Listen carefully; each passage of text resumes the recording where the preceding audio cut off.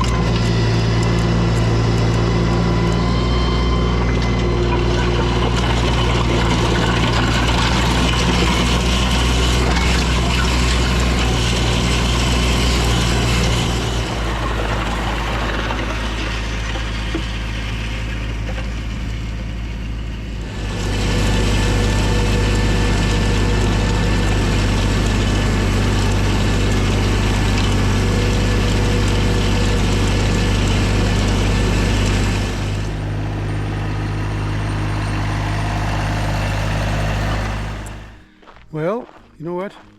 Didn't turn out too bad. I like it. It's just a skim coat of gravel, but I tell you what, even just a skim coat of gravel like that is probably not even 2 inches thick in some spots, less than an inch in others. But even a skim coat like that makes a world of difference in your lane. So the rain now should drain off of that better. Especially I crowned it just ever so slightly in the center. It was a long job, and it was hot today, and that didn't add to the enjoyment very much, but for the most part I was driving the tractor, so that wasn't so bad. So let me know what you think. Do you like this job where I graveled the lane and graded it all off? You know, that flexible top link, that's the key to grading, especially when you have uneven soil.